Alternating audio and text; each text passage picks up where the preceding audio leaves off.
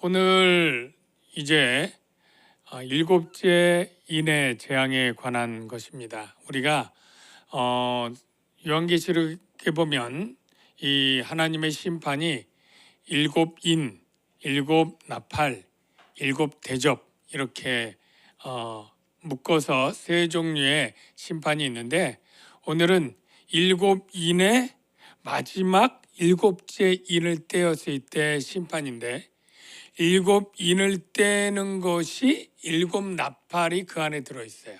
일곱 인의 안에 일곱 나팔이 들어있는 그러한 심판인 것입니다.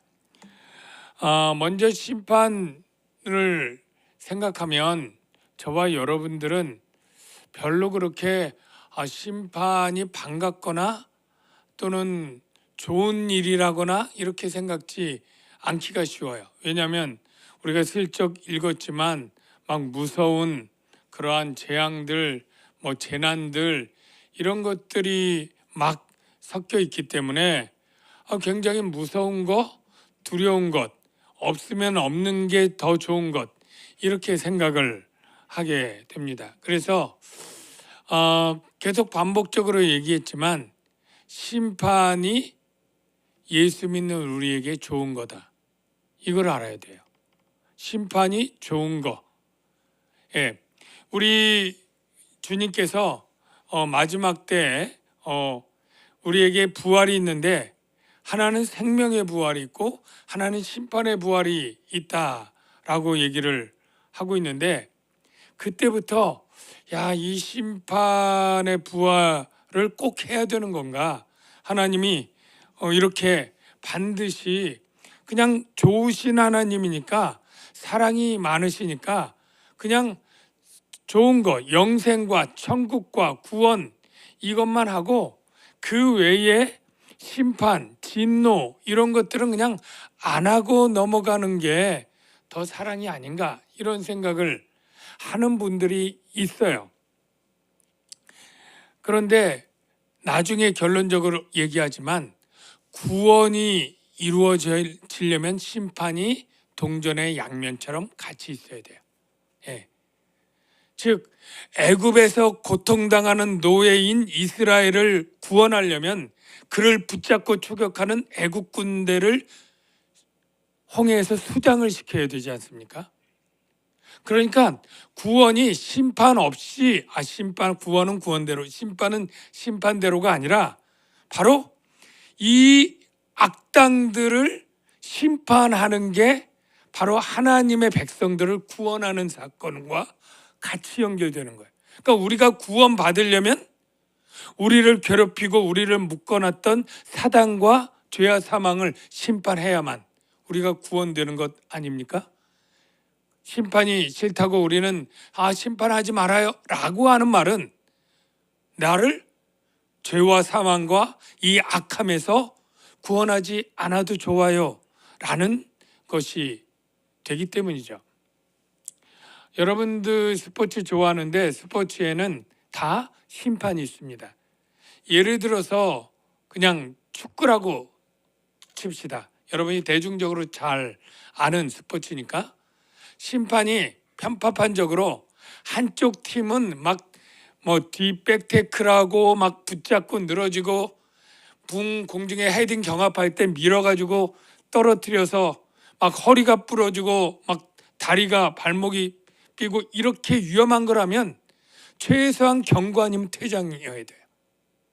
그런데 한쪽의 편파로 이렇게 막 악한 반칙들을 계속하는데 심판이 모른 척 이렇게 하고 있다면 그 당하는 팀은 이겨낼 수도 없고 계속 부상 선수가 속출할 수밖에 없죠. 그럴 때 바로 이 지고 있는 팀, 당하고 있는 팀에서 우리에게 제발 공정한 심판을 배정해 주십시오 라고 외치는 것은 너무나 당연하지 않습니까? 오늘 본문의 상황이 그런 거예요. 영적으로 보면 이 세상에 하나님의 백성들이 이 사단과 그 악한 자들에 의해서 계속 억울하게 박해와 미움과 공격을 당하는 일이 있는 거예요. 그런 상황에서 일곱째 인심판에 하나님 제발 우리를 이 불의하고 악한 자들에게서 우리를 건져주시고 공정한 심판을 해주셔서 그 악한 대가를 좀 치르게 해주십시오 라고 하면 심판은 우리가 기대하는 거고 좋은 것이고 바라는 것이 되지 않습니까? 그렇게 여러분이 심판을 이해하시면 돼요. 오늘 일곱째 인을 통할 때 하늘이 반 시간쯤 고요하다. 왜 고요했을까? 라고 보면 유대 문헌에는 그 이유를 알 수 있는 구절이 있는데 하나님께서는 백성의 기도를 듣기 위해 하늘을 조용하게 하셨다라고 하는 그런 내용이 있어요. 그것과 연관된 것이라고 보여져요. 하나님이 당신의 백성들의 기도를 들을 때 막 시끄럽고 어렵고 우주에서 나는 모든 소음과 잡음 가운데 들으려면 잘 못 듣잖아요. 물론 하나님은 우리의 세미한 음성까지 들으실 수 있지만 비유적 표현으로 다 조용히 해. 우리 내 사랑하는 자녀들의 나에게 기도하는 중이야. 내가 그 기도를 들어야 돼. 하기 때문에 모든 것을 조용하게 시켰다. 그렇게 해석하는 게 있는데 참 은혜롭죠.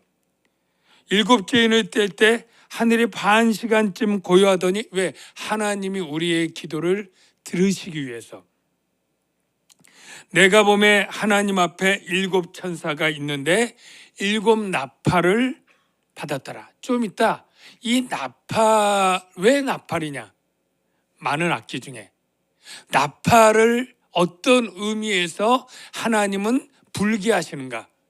그걸 보면 이제 알 수 있는데 그건 나팔 얘기 나올 때 다시 설명을 드릴게요. 그 일곱 나팔을 딱 받았고 그 다음에 3절을 보니까 또 다른 천사가 나오는데 나팔 받은 일곱 천사가 아니에요. 이 천사는 제단 곁에 금향로를 가지고 있는데 많은 향을 받았는데 이 향을 피우면 연기가 향연이 나죠. 그런데 이 향연이 성도의 기도와 합해서 보좌 앞 금제단에 드리고자 함이라.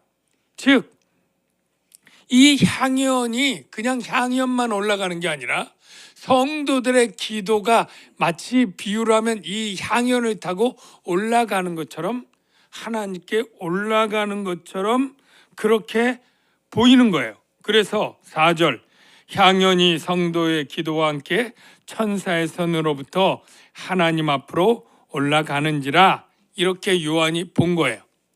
여러분 혹시라도 이 비유를 진짜로 해석해서 우리가 기도하면 향연 따라서 우리의 기도가 올라간대 그렇게 꼭 생각하면 안 돼요. 왜냐하면 우리의 기도는 천사가 중보자로 향연 피어서 올라가는 기도가 아닙니다.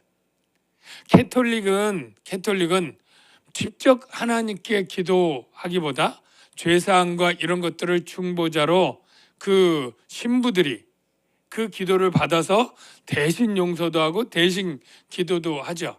이게 성경적이지 않습니다. 예수님은 성령 안에 있는 우리는, 예수 믿는 우리는 성령 안에서 직접 아버지 하나님께 기도할 수 있다고 말씀하셨어요. 그래서 어떤 분이 캐톨릭 믿다가 기독교로 오면서 제일 좋은 게 바로 내가 신부에게 고해성사를 하지 않고 내가 하나님 앞에 나의 부끄러운 죄악과 잘못들을 언제나 어디서나 바로바로 하나님께 고하고 용서를 구할 수 있는 이것이 너무나 기쁘다 이렇게 얘기를 하더라고요. 사실 저는 캐톨릭에 있지 않았기 때문에 그 고해성사가 얼마나 힘든지 불편한지를 체감하지는 않았지만 그럴 것 같아요. 내가 뭔가 잘못을 해서 하나님께 회개 기도하고 싶은데 일단 성당까지 가야 되잖아요. 신부가 하는 시간에 맞춰야 되잖아요. 그리고 그게 차마 내가 하기도 말하기 부끄러운 것들을 참 누군가에게 말한다는 게 너무나 힘들고 어려우니까 아마 정말로 부끄러운 것들은 빼놓고 아마 골라서 사죄하지 않을까 이런 생각이 드는데, 우리 하나님은 정말로 우리의 모든 것을 이미 아시고, 예, 나보다 나를 더 잘 아시는데 나의 죄와 허물도 더 잘 아시는 그분 앞에 솔직하게 주님, 나의 이 어리석고 나의 이 완악한 이것들을 고백하면서 기도할 수 있는 게 얼마나 감사한 일인지 모르겠습니다.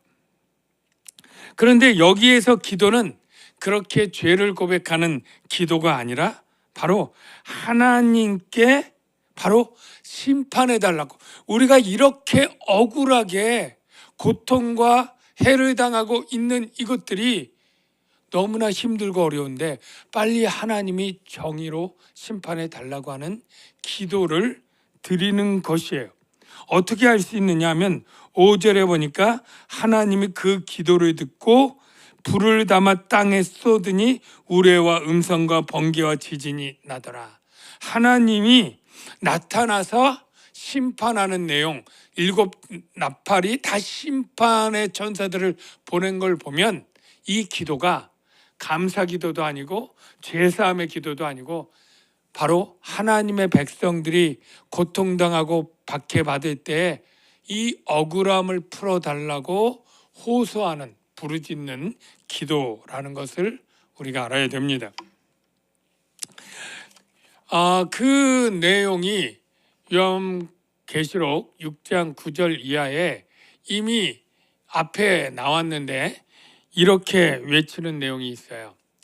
5째 인을 뗄 때에 나온 모습인데, 여기 보면 하나님의 말씀과 그들이 가진 증거로 말미암아, 즉 예수 믿는 사람, 하나님 말씀을 순종하는 사람, 이 사람들이 그 믿음 때문에 죽임을 당한 영혼들이 제단 아래에 있어요. 어디에 있어요? 제단 아래. 여기 향이 어디로부터 올라가느냐면 바로 제단 곁에서 향로를 받잖아요. 그러니까 이 제단 아래에 있는 사람들은 바로 하나님께 제물처럼 순교의 제물로 죽은 자들이에요. 제단 아래에 있다는 것은 바로 순교의 제물로 죽은 영혼들, 복음 때문에, 믿음 때문에 죽은 영혼들이 큰 소리로 부르짖어 이르되 거룩하고 참되신 대주제여 땅에 거하는 자들을 심판하여. 자, 여기 어디에 거하는 자들이라고요? 땅에. 이게 중요해요. 이 심판의 대상이 하늘에 거하는 자들이 아니고 땅에 거하는 자들이에요. 저와 여러분은 어디에 거하는 자들이라고 요한은 표현한다고요? 하늘에 거하는 자들. 그러니까 땅에 거하는 자들이라고 하는 것은 바로 사단에 속한 자들이에요.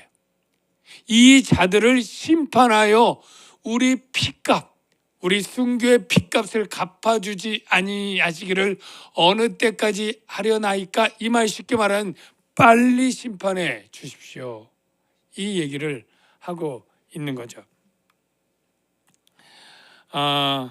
여기서 우리가 분명하게 정리해야 될 것 다시 한번 하면, 심판은 누가 하는 거다? 사단이 하는 거예요? 하나님이 하는 거예요?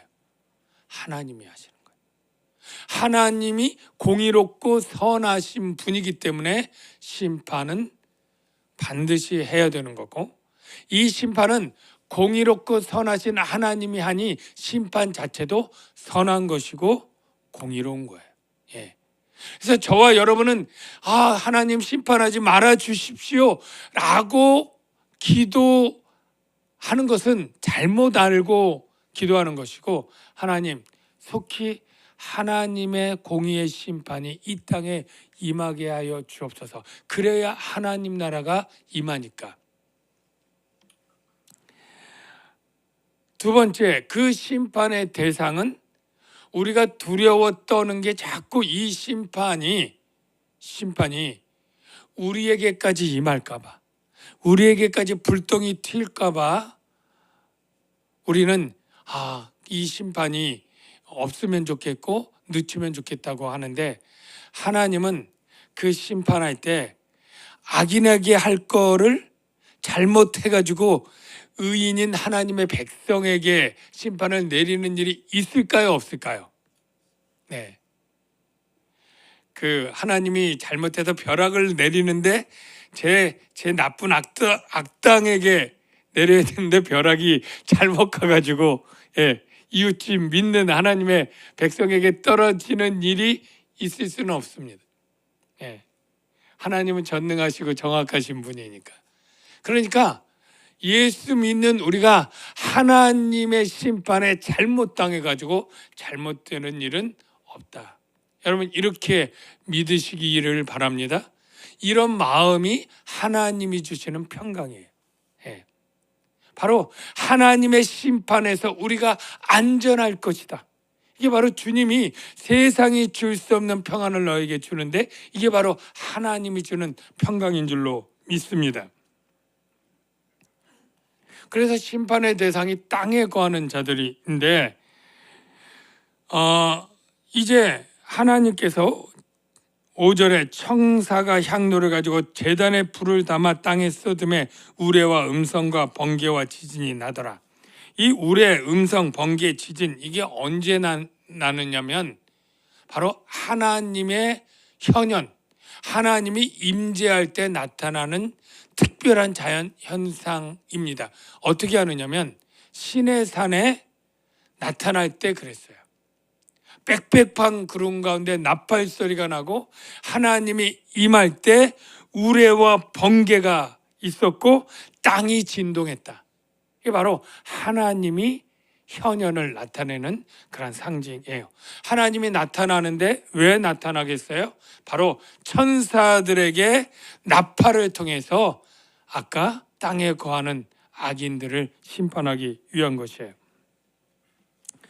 주님이 나타나니까 6절에 7 나팔을 가진 7 천사가 이제 나팔 불기를 심판하더라. 여러분 나팔을 언제 부느냐면 바로 하나님의 백성을 구원할 때 나팔 불면서 동시에 구원 사건은 심판 사건이라고 그랬죠. 그래서 바로 하나님의 원수들을 무찌를 때 하나님이 전쟁을 선포하고 심판할 때 나팔을 불어요. 우리가 주님이 재림할 때 나팔 소리와 함께 재림하잖아요. 믿는 자들에겐 구원이지만 믿지 않는 사단과 악한 자들에겐 심판이에요. 하나님이 그 원수들을 심판하러 전쟁하러 내려오시면서 당신의 백성은 구원하고 악당들은 심판하는 거예요. 여리고성에 나팔을 불잖아요. 여리고성에 나팔을 불면서 마지막에 7 나팔을 부를 때 여리고성 무너지는 건 뭐예요? 하나님을 대적하는 원수들은 심판하고 당신의 백성들은 여리고를 정복하는 구원 사건으로 인도하는 거죠. 그러니까 하나님의 나팔은 믿는 자에겐 구원의 나팔 소리지만 하나님을 대적하는 사단과 악당들에겐 하나님의 전쟁 계시인 나팔 소리인 거죠. 그래서 나팔을 부는데 나팔을 부니까 어떻게 됩니까? 7절을 봅시다. 첫째 천사가 나팔을 부니 피 섞인 우박 불이 나와서 땅에 쏟아짐에 땅의 3분의 1이 타버리고 수목의 3분의 1도 타버리고 각종 푸른 풀도 타버렸더라. 자연적 재앙이에요. 정리하면 첫 번째부터 네 번째 재앙까지는 사람에 대한 재앙이 아니에요.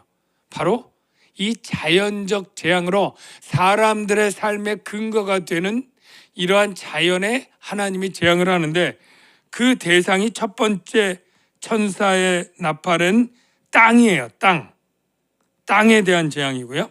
8절 보면 두 번째 재앙의 대상은 어디냐면 둘째 천사가 나팔을 부니 불붙는 큰 산과 같은 것이 바다에 던져짐에 바다가 돼요. 바다. 첫 번째는 땅, 두 번째는 바다. 그래서 바다의 3분의 1이 피가 되고 바다 가운데 생명 가진 피조물들의 3분의 1이 죽고 배들의 3분의 1이 깨지더라. 세 번째는 어디냐면 물샘이에요. 물샘, 호수 뭐 이런 것이죠. 셋째 천사가 나팔을 부니 햇불같이 타는 큰 별이 하늘에서 떨어져 강 들의 3분의 1과 여러 물샘에 떨어지니 강과 호수. 자, 땅, 그 다음에 바다, 그 다음에 강과 호수, 남은 게 뭐예요? 하늘이죠. 그래서 12절에 넷째 천사가 나팔을 부니 해 3분의 1과 달 3분의 1과 별들의 3분의 1이 타격을 받아 그 3분의 1이 어두워지니 낮 3분의 1은 비춤이었고 밤도 그러하더라. 자, 이게 어디와 비슷하냐면 애굽의 재앙들을 다 골고루 가져온 거예요. 첫째, 애굽에서 보면 나일강이 피로 변해서 사람들이 써서 먹지 못하게 되는 것이나 우박이 쏟아지는 것이나 그리고 흑암으로 어두워지는 것이나 이런 것들이 뒤섞여서 이 네 가지 재앙의 대상은 아까 얘기한 대로 땅과 바다와 그 다음에 강과 그 다음에 하늘, 온 천체의 골고루 다 자연계, 사람이 살아가는데 이 네 가지가 전부잖아요. 하늘과 땅과 강과 바다, 이 모든 천체 삶의 근간에 하나님의 진노의 재앙이 오는데 3분의 1씩만 와요. 3분의 1씩만. 그래서 이게 무슨 의미냐, 3분의 1만. 근데 원래 구약 성경에도 하나님이 심판할 때 이 3분의 1을 심판하는 내용들이 많이 있어요. 3개 단위로 많이 나눠. 그게 에스겔서 5장 12절에 보면 이렇게 돼 있어요. 너희 가운데서 3분의 1은 온역으로 죽고 기근으로 멸망하고 3분의 1은 너희 사방에서 칼에 엎드러질 것이며 3분의 1은 내가 사방에 흩고 칼을 베리라. 13절 8절에는 반대예요. 온 땅의 3분의 2는 멸절하고 3분의 1은 거기 남으리니. 그래서 하나님이 3단계로 나눠서 3분의 1을 심판하고 3분의 1을 남겨놓을 때가 있고, 어떤 단계는 3분의 2를 심판하고 3분의 1을 남겨놓는 이 심판의 구역인데, 여기서 왜 3단계로 했는지는 천국 가서 물어보고요. 저도 잘 모르고, 중요한 거는 하나님이 완전한 심판이 아니다 라는 거죠. 3분의 1이라는 건. 그러니까 이 3분의 1이라고 하는 것은 아직 3분의 2는 회개할 기회가 남아있는 거죠. 하나님께 돌아와서 이 심판에서 긍휼을 받을 만한 기회를 하나님은 남겨두시는, 오래 참으시고 오래 참으시는 분이에요. 예? 한 번에 그냥 참다 그냥 100% 그냥 전멸 그리고 끝내는 게 아니라, 하나님은 3분의 1을 심판하면서 나머지 3분의 2 중에 회개하고 돌아올 자에게 기회를 주지만, 사실은 나중에 보면 회개치 아니하고 계속 있는 모습을 보여주지만 하나님은 회개의 기회를 주신다. 그러면 두 번째로, 이 재앙들은 그냥 비우고 실제 일어나지 않을 그러한 것이냐라고 했을 때, 이 신학자들의 분석은 이게 따끈하지만 실제 역사 이후로 타락한 이 세상이 이렇게 온 우주가 죄로 인해서 지구가 병들고 타 죽어가고 이렇게 되고 있는 이것들을 표현한 것이다 라고 얘기를 해요. 제가 모든 뉴스를 조사해 보지 않았지만 여러분도 알 거예요. 한번 산불이 나면 그 한 달 동안 끌 사람이 없이 타는데, 그 지역이 우주 촬영해 보면 그냥 그게 거기에 있는 사람은 거의 대륙 하나에 그 연기 때문에 해와 달과 별이 거의 보이지 않는, 대낮에도 어두워지고 있는 그런 것들, 예, 보이지 않습니까? 그리고 이 바다가 오염되는 것은 아마 추측컨대 지금 뭐 핵이 그냥 방사능이 오염수로 유출되면서 바다가 썩어지고 하는 일들, 하늘의 오존층이 깨어져서 이 북쪽에는 이 자외선과 이런 것들로 암 발생률이 훨씬 높아지고 있는 이러한 일들, 예.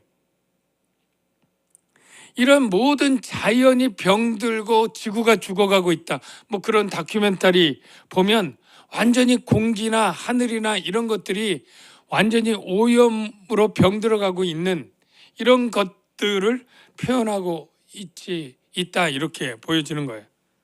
그러면 여기서 하나 궁금한 게 예수 믿는 사람들은 이 자연적 재난을 같이 당하는 거 아니냐? 예? 거기에 우리가 지금도 첫째 지진이 일어나고, 예, 뭐 화산이 폭발하고, 예, 후쿠시마처럼 원전수가 오염이 뭐 되고 산불이 일어날 때 꼭 불신자들만 그 안에서 죽는 거 아니고 그리스도인들도 죽는 거 아니냐. 그래서 이게 아까 얘기한 대로 땅에 거하는 자들만 꼭 집어서 심판하는 것이 아닌 거 아니냐 이런 생각이 들어요. 저도 그런 생각이 드는데요. 성경은 이렇게 말하고 있습니다. 믿는 자들의 성도의 죽음은 하나님이 질적으로 다르게 보신다는 거예요. 즉 예수 안 믿는 자들에게 이러한 재난은 그야말로 하나님의 형벌이고 심판이에요. 그의 죽음은 영벌이고 다시 기회 없어요. 그러나 성도의 죽음은 바로 하나님은 구원으로 여기시는 거예요. 참된 안식으로 들어오고 참된 쉼과 영생으로 인도하는 것이다 라는 거예요. 물론 우리가 이 세상에 살 때 아니 똑같이 예수 믿는 사람도 지진으로 죽고 전쟁으로 죽고 이런 걸로 죽는데 이 똑같이 심판을 받은 거 아니냐라고 말할 때 하나님은 볼 때 이 세상의 관점으로 모르는 사람들은 그렇게 볼지 몰라도 하나님께서는 당신의 백성들의 이 죽음과 이것들은 오히려 하나님께서 참된 구원과 영생으로 인도하는 것이고 믿지 않는 자들의 죽음은 심판으로 그렇게 보는 게 이 요한계시록의 관점인 것이. 그렇기 때문에 우리가 이러한 심판 가운데 물론 이 세상에 하나님이 주시는 수완을 장수하면서 누리면서 사는 것도 복이지만 우리가 이러한 재난 가운데 일찍 그 명이 끊고 순교를 당한다 할지라도 하나님은 그의 죽음을 귀하게 보시고 하늘의 영원한 그 영혼이 영생으로 참된 복락으로 인도하신다는 이 믿음을 가질 때 우리에게 참 평강이 있을 수 있는 것이죠. 내 영혼 평안해 평안해 라고 부를 수 있는 게 자기의 딸들이 다 죽었어도 이것을 믿지 않는다면 어떻게 평안할 수 있겠어요? 예? 바로 하나님의 그 심판대 앞에서 참으로 하나님의 의롭다는 선언과 함께 하나님의 영광과 영생을 누린다고 하는 이 같은 확신 때문에 이 세상에 죽음이 온다 할지라도 누릴 수 있는 평강, 이러한 평강이 이러한 평안함이 저와 여러분에게 늘 충만하게 되시길 주의 이름으로 축원합니다. 기도하겠습니다. 하나님